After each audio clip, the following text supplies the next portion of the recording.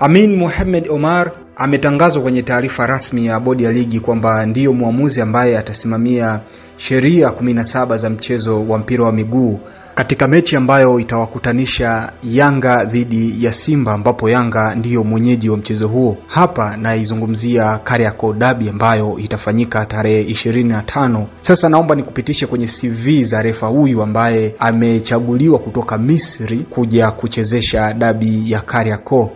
Amin Mohamed Amin Omar ana umri wa miaka 35 mpaka sasa, lakini mbali na kuchezesha mchezo wa mpira wa miguu ni mwanasheria. 2019 alikuwa ni miongoni mwa waamuzi ambao walishiriki kombe la dunia kwa upande wa vijana, lakini pia 2024 alikuwa ni muamuzi wa mchezo wa ufunguzi wa AFCON ambayo ilifanyika Ivory Coast. Lakini pia Amin Mohamed Omar amewahi kuchezesha fainali ya 2022, alichezesha fainali ya pale Misri ambayo iliwakutanisha timu ya Al Ahly na Pyramid. Lakini pia hapo Misri ashawahi kuchezesha mchezo wa fainali wa Al Ahly na Zamalek. Kwa hiyo kwenye katika makombe ya madogo ya pale Misri amechezesha fainali kati ya hao wababe wa Misri.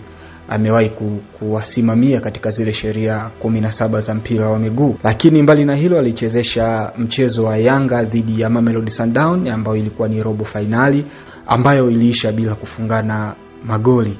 Lakini 2023 alichezesha mechi ya Tanzania dhidi ya Kongo katika fainali za kufuzu kombe la dunia. Lakini tukija katika takwimu zake akiwa katikati ya uwanja akizisimamia hizo sheria 17. Amin Mohamed Amin Omar mpaka sasa amechezesha michezo 239 akitoa kadi za njano 823 huku akitoa kadi nyekundu 20, lakini penalty ametoa 85. Unaweza kaona ni aina gani ya muamuzi. Ametoa penalty 85 na kadi nyekundu ametoa 20. Lakini kwa jumla ya michezo ambayo amechezesha kwenye nchi yake ya Misri amechezesha michezo 22, lakini michezo 9 ikiwa ni michezo ya ligi kuu ya Misri. Katika michezo 9 ya ligi ametoa njano 86, red card ametoa 1, lakini penalty ametoa jumla ya 7.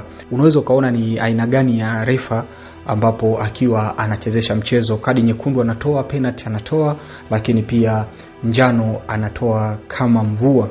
Tusubiri tuone tarehe 25 atawezaje kuchezesha mchezo ambao unatia mashaka juu ya waamuzi wa ndani kiasi kwamba wametoa muamuzi kutoka Misri. Lakini kwa mujibu wa vyanzo ambavyo sio rasmi, na of course ni taarifa ambazo sio rasmi, ni moja kati ya mapendekezo ya Simba baada ya mapendekezo ya Yanga kuonekana anafanywa kazi. Kwa hiyo kwenye makubaliano Simba na yeye alitoa mapendekezo yake ili kushiriki dabi ya Kariakoo, na hili la kutoa waamuzi nje ni miongoni pendekezo ya Simba kuelekea kucheza dabi ya Kariakoo. Mimi ni Mrisho Wise na asante kwa kuendelea kuitazama Wise TV Plus, na usisahau kusubscribe na kuandika maoni yako katika uwanja wa comment.